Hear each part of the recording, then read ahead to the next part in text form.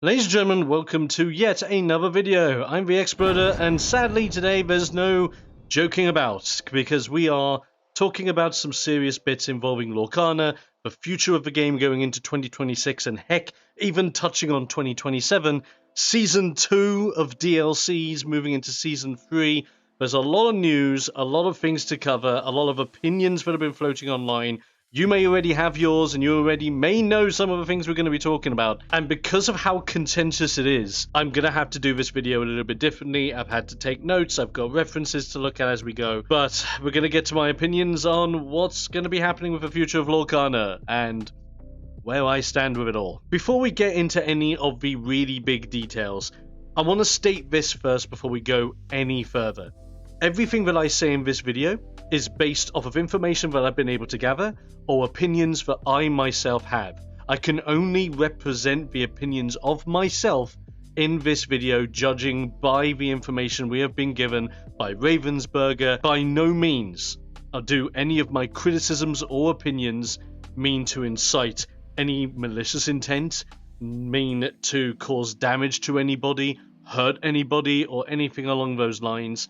I am just simply here to give you guys some information in case you just don't know what's going on, and on top of that, let you guys know how genuinely I feel about the information that has been given out. So with that disclaimer out of the way, apologies for that, let's get straight into things. First off, let's talk about some really good news. The first ever Disney Lorcana Worlds has been and gone. I finally had a chance to catch up watching it. Gotta say, well done. Just well done to every single person involved. The production team behind the actual streaming of the event, the commentators that did an amazing job on, off mic, commentating or any of that jazz, they were fantastic. The developers that showed up, the players that played on both days, the formats that were done. I think overall Worlds was fantastic. Do I think it could have been amplified by having an audience of some kind?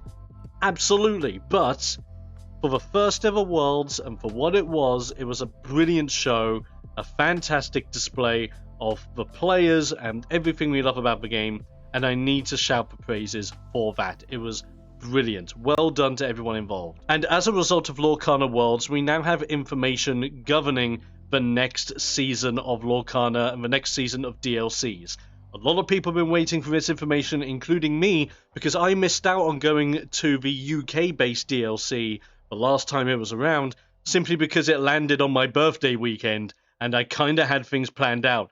Typical, I know. And the big thing we want to start talking about here are the DLCs themselves, because it seems as if we're not getting any more.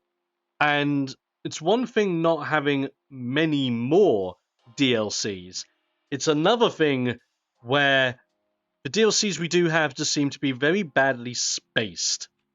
Allow me to explain what I mean by this. I'm going to be bringing up examples as we go along, but one of the examples as we're going along here is the North American DLCs for Season 2. We have Milwaukee, Richmond, and Indianapolis that are going to be getting them this time round. October the 25th to 26th, January 10th to 11th of 2026, and June 20th to 21st in 2026 as well. These are very spaced apart, and they've been spaced apart, at least in my opinion, for a strict reason. It means we will have a DLC for every set release of the next season, which seems very interesting, but the fact that they are very few and farly sped between is kind of a bummer. I'd kind of want more events splashed here and there, especially since we're trying to get a big, competent list of players for Worlds, but it comes off as if we don't want more players to hit World level. We want Worlds to stay as a tight pool of the best players, so sadly that means like the DLCs are going to be shafted a little bit. I don't know, but it's not necessarily the amount of DLCs that we're getting. Notice this, they're in Milwaukee, Richmond, and Indianapolis. These three cities are not that vastly spaced apart. The eastern seaboard and central part of America are going to be absolutely fine with this. The western seaboard of the US, LaCroix, I guess you guys don't have a DLC that's close to you. That is upsetting. That is really upsetting. What the other upsetting part? No Canadian DLCs either. And there is quite a substantial fan base for Lorcana in Canada. So having a lack of well spaced out DLCs, I don't see why they didn't pick one for the Eastern Americas, one for Central America, and one for Western America. Just for an example. At least then you'll still have 3, sure, but at least they're better spaced out. Gives people of the different regions a chance to get there. Sadly, that's out of the window. And this just seems repeated for all the other DLC announcements that are going to be happening for Season 2. For example, Europe. We have 3 DLCs. We have Bologna, Ghent, and Dortmund. Bologna on October 4th and 5th. Ghent on March 7th and 8th. And Dortmund on June 6th and 7th. Again, very vastly spread apart. Also, different locations this time round. You'll notice one thing. So that's Bologna, Italy, Ghent in Belgium, and Dortmund in Germany. Very tightly spaced into that central part of Europe. There's no DLC in London, Birmingham, Manchester, or any major city in the UK, which is a huge detriment to the UK audience.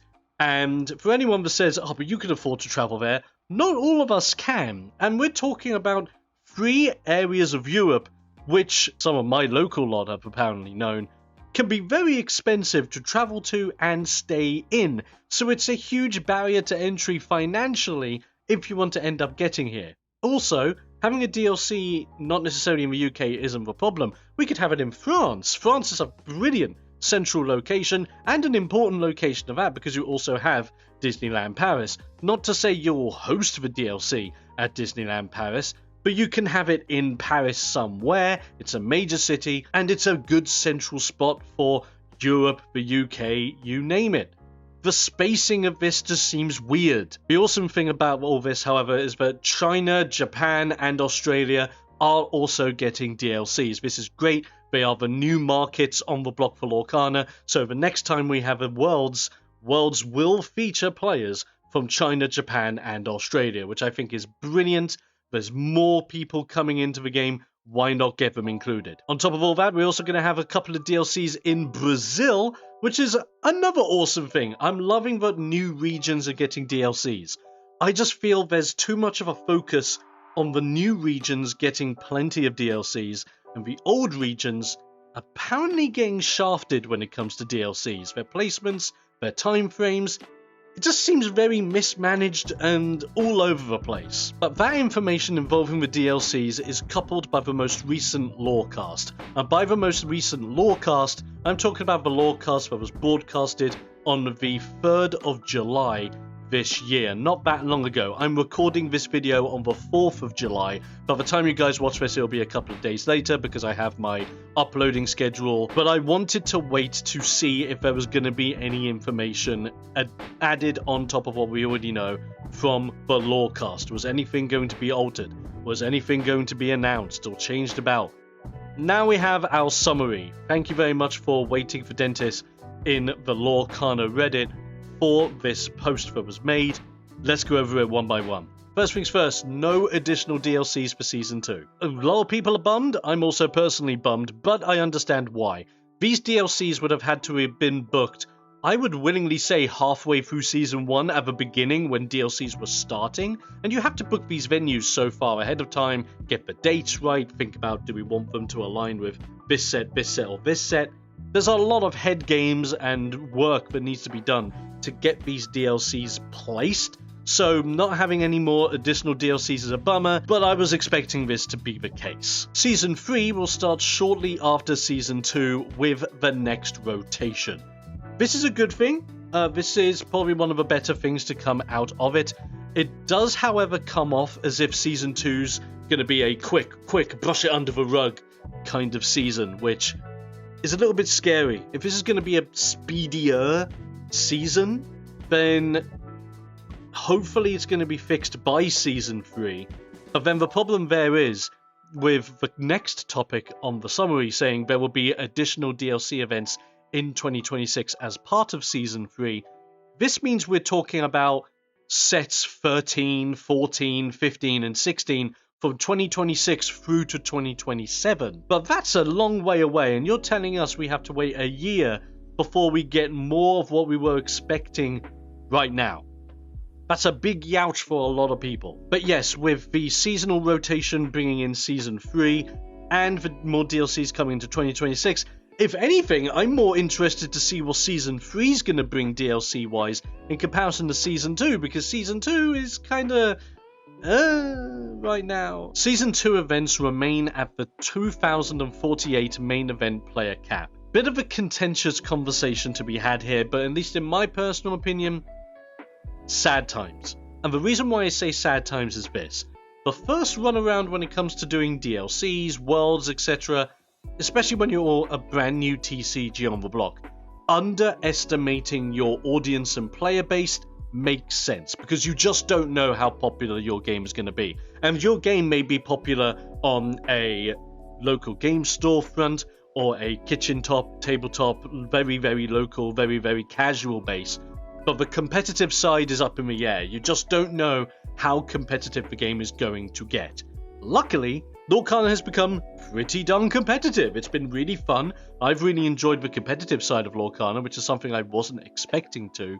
But I like it. I like that it's a competitive scene that's actually really solid. But with that competitive scene, and with the lack of DLCs and the lack of spacing as to where those DLCs are in the world, only limiting to 2048 players is a big youch. I'm not saying double the number, there should be a number bigger than this, but you can have, if you were in the 3000s just to make up the difference, I think that would be good. I understand why we still have 2000 players anymore, and we could be potentially looking at a 3-day event for Lorcana, which can be a very big red flag for a lot of different people. It would just help the player base at large for want to go to these events. They want to compete at this level. And hell, not everyone at these events want to participate in the main event. A lot of these players want to go to the DLCs because these are big player hubs that allow them to mix and match with different members of the community they may have never met before. I was hyped to go to a DLC this year because I was hyped to be able to meet up with fellow content creators, fellow players, guys like you that watch my content, and finally be able to shake your hand, play games with you, maybe record some things with you, and, have that sense of community, because I'm really falling in love with the Lorcana community over the years since the game has come out. This is a massive no community for you scenario. Bit of a sad time, but let's continue. Third-party events to be given support, like winning you a continental invite. More info to come, nothing confirmed. Now, if you're interested as to what they mean by third-party events, there are going to be specific third-party events dotted around the world that are going to be supported by Ravensburger and basically give you another place to gather your communities together and play at a high level, which is fantastic. Problem with this, number one, they have also been poorly spaced apart as per locations. I think the only one that was in the UK was in Firestorm in Wales. By the way, shout out to Firestorm in Wales. I've personally been there. It's a fantastic store. Great guys that run the store. The fact they have been chosen to host a third-party event for Lorcana is brilliant. Highly recommend checking the place out. But that's one event in the UK, in Wales. And as far as I was able to tell from the mates that I play with, the tickets went on sale and were sold out in an instant. So if you missed out on that, that's it. That's your major UK event gone. Bearing in mind, there are going to be more coming, so I'm not going to be blasting it all the way to Kingdom Come, but there better be a lot more third-party events supported by Ravensburger. Because like I said, where they are spaced on the world map is a big question mark. I was expecting one in Birmingham, maybe Manchester, maybe London, maybe in Glasgow for the Scottish peeps, maybe in one of the major cities in Ireland or Northern Ireland. Just for the UK alone, and we're not even including the big European countries at that. We're not including places like Paris, of all places that have Disneyland. I find it really confusing. For the US peeps, you'll have a better idea for your location-based Lorcana events, because sadly, I have to bring this from a UK perspective. I do not have a perspective from the US audience. There's going to be a new type of event between set champs and DLCs, which is in development, but there is nothing ready at the moment. Interested to see what this is, especially since we are going to be getting 2 supported formats for the game moving forward, Core Constructed and Infinity format, which, if you guys don't know, there are going to be DLCs that have a Infinity format main event. So I'm happy because Ravensburger are fully supporting a secondary format of the game. This is fantastic for a lot of players. But we're going to be getting back to Infinity format in a minute because, ooh, there's some things happening. They are aware people want a judge program and an online client. I think it goes without saying, players have been asking for an online client for a very long time. And in the new age of TCGs, having an online client only helps your game in the long run. Look at Yu-Gi-Oh! As a straightforward example. Look at Magic the Gathering with MTG Arena for another perfect example. Heck, the Gundam TCG, which is having its big release later on this month. That big release also comes with a mobile app that allows you to play the game and get used to how the gameplay works just by using your mobile phone. Having something like that in 2025 when we have access to this technology at the palm of our hands is a good entry thing. Now, this is to say, and I've got to say this in defense of Ravensburger, the Lorcana app that you can access on your phone and mobile devices is really good. Do I think it's the best app out there? Maybe not, but for what it gives you your lore counters, not just for your main games, for 2-player games, it gives you lore counter as well for your co-op games, such as the brand new one in Reign of Jafar and the other one from Ursula's Return. This is fantastic just for that alone, but it gives you a full catalogue of every single card in the game, a way to make sure that you can check the inventory of cards that you actually own from non-foil to foil. Its search engine is really good. I personally prefer the search engine of Dreamborn and what you can filter in and out through Dreamborn personally. But with that being said, what they've done with the app is brilliant, and I've got to commend them with that. And the fact that they are acknowledging that an online client has been asked for is a step in the right direction. I don't think we'll see anything anytime soon. I don't even think we'll hear anything anytime soon. The acknowledgement is good enough. The other thing I'm really happy about is that we finally get acknowledgement of a judge program. If you guys have been checking out any of my short form content, either here on YouTube or over on TikTok on your mobile phones, which, by the way, I'm very active on there. I try and post a video every day on the TikTok. If you're interested, one of the newest forms of content that I've started doing is going on to Reddit or asking you guys if you have any troubles with any game mechanics or any specific rulings within the game, because I'm basically here to help you judge out what rulings work and what rulings do not work. And by doing these videos, I'm really hyped about the idea of wanting to be an official Lorcana judge. Whether I do that on a local game level, potentially get invited to a DLC, hell, maybe even get invited to a future Worlds as a judge. Don't get me wrong, I think the peak level I would love to be at is be invited to a Worlds or a DLC as a caster or commentator, because that would be beautiful. But being a judge as well would be absolutely amazing, and I'd love to be a judge for these events, or not even, just for my local game store. Being an official judge and having that badge of honor, I guess, would be really, really cool. Again, acknowledgement is enough. I know a lot of people are going to say, oh, we should have had all of this planned out from the beginning. Sometimes you just don't. And I know I'm giving them a lot of benefit of the doubt with this thing, but like I said at the very beginning of this video, these are my opinions here, okay? Just me. If you want to shoot anyone, shoot at me all you want, but these are just my opinions, putting them out there. I'm looking forward to see if anything comes about it, but now that they've acknowledged it, I will say there's a time frame, and there's only so long I'll be able to wait until something sees fruit, or at least we hear more information about how development of those things are going. So, we'll wait and see. The very last thing from the Lorecast summary is Flavisham and Fortisphere are unbanned in Infinity. This goes against something that we were told very early on. We were told at the early onset of Infinity that it will carry across the same ban list as Core Constructed. This would mean that upon Infinity being released, but Flavisham and Fortisphere will immediately be banned. Now, we could talk about the bans all we want. I've already talked about the bans when they happened in their own glorified video. I'll have a pop-up here if I can remember to put the pop-up in. As much as I have a little bit of concern about, I'm not majorly concerned about. We're also looking at a format, but we'll also have access to Emerald Diablo, which will be coming out of rotation for Core Constructed, which will be still devastating, and I'm pretty darn sure keep being devastating in Infinity formats, at least when the format officially begins. But watch this space. Now, that was the summary from the Lorecast, and I gave you some of my opinions. As a result of the Lorecast, quite a lot of people that play Lorcana have been selling out their libraries of cards.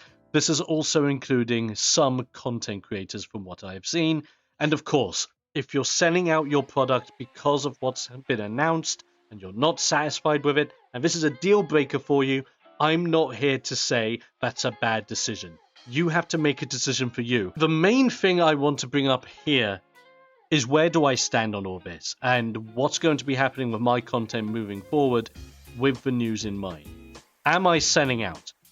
The answer to that is no. I am not selling out my collection. I am not selling out my cards at all. In fact, I am all in on Fabled, and some people may say I'm an idiot for it. But hear me out. I love the game of Lorcana. I absolutely do. I've fallen in love with the community built around the game as well, and I also love making content for Lorcana, and Lorcana itself has helped re-blaze my inner passion for making content because of what the game brings to the table. It's a fun enough game to a point where I want to express my love of the game making videos like this for you guys. With that being said, I had plans in my head. I had goals I wanted to achieve, and those goals were going to be tough anyway, but are now made tougher because of the DLC announcements. I was hoping to go to a DLC this year. Now I won't be able to because of mostly the expenses. I think you can kind of judge it from my flat. I live in this flat on my own. The finances of the flat come out of my pocket alone. I don't make a ton of money. I make enough money to pay for this flat, live, and save enough to one side to be able to buy into Lorcana when the next sets come out. That is how lucky I am, and it's not very lucky at all. I would love to travel into Europe and go to a DLC. I truly would, but I know I won't be able to afford it. The travel costs, the accommodation costs, being able to live while you're out there costs. And that's if I'm lucky to even get tickets to go, which by the looks of things, I will have no chance. And yes, there are going to be other third-party events popping up, which hopefully I'll be able to go to, and I'll keep you guys posted if I am or am not in the future, but that's a hopeful thing, because that also depends on where they are based off of where I live, and it's also going to be based off of the idea of, am I going to have to finance my own travel and accommodation, or am I going to go quids in with guys from my locals, which then brings in the next issue that I have.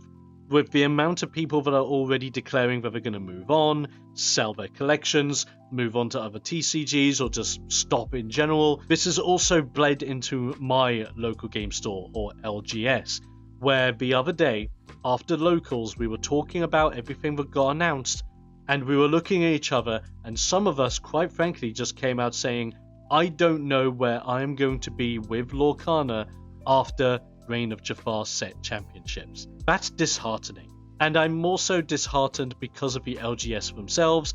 I'm lucky enough to be in a town that has an LGS with a very strong Lorcana community. If that Lorcana community gets damaged because people start selling out of the game because of decisions that have been made by Ravensburger, to a point where my LGS may stop running events entirely simply because there is not a big enough player base to warrant hosting this every single week, that then means I don't have a locals to go to anymore. And the next nearest locals I'm going to have to travel outside of my town to go to. Travel expenses just to go to my locals week in and week out. It's just not happening. I don't drive. I don't have a car. I don't have parking bays where my flat is. I just don't have that luxury. So as someone like me, I'm just out of pocket. If my LGS goes, which is my main way of playing the game, or if the players I play with stop playing the game and therefore no longer go to other local LGSs or other local set championships or events where I'm able to carpool and potentially get there myself, I'm just out of pocket. I might be able to afford going there through traveling options depending on where they are, but other times I might just not be able to. And I'm not the only person that has to go through this. There's a lot of other people around the world that are suffering from this same problem. And I feel very sorry for anyone in the US or Canada that are nowhere near any of the DLCs or have third-party events that are already sold out, because if that's it, and you don't even have an LGS, or if your LGS scene is now starting to dwindle, or potentially dwindle, because of what players are saying governing by this news, youch! I'm not the only one in this boat. And this is why I'm making this video. I was hesitant on doing it in the first place. But I'll tell you this, I saw a really emotional video from the Lore Keepers Inn. I highly recommend checking the video out. She presented the video very, very well. Do check it out when you do get a chance, and send her some love from me. And if she's watching, hi, how you doing? Let's totally get in contact at some point, because I'm really bad at communicating with other Lorcana creators. Collaborations! But her video and watching her video inspired me to make my own, because I feel as if you have a love for the game, whether it be Lorcana, Yu-Gi-Oh!, Magic the Gathering, or hell, video games or any other game out there, you should put your opinions out there when you genuinely believe things are not good, things are not right, and you want to criticize, because it makes sense and it deserves to be heard. Criticism is deserved wherever you are, and it doesn't matter how big you are or how small you are. Criticism is only there to help you get better. So overall, I'm not angry, I'm not sad, but I am disappointed. And I think that sums up how I'm feeling about Season 2. Season 2 feels very disappointing. It's very much a season that's going to be catering to the top level of players with the top level of bank accounts. Anyone underneath that top level will either struggle or simply not be able to compete on the level that they are wanting to compete at.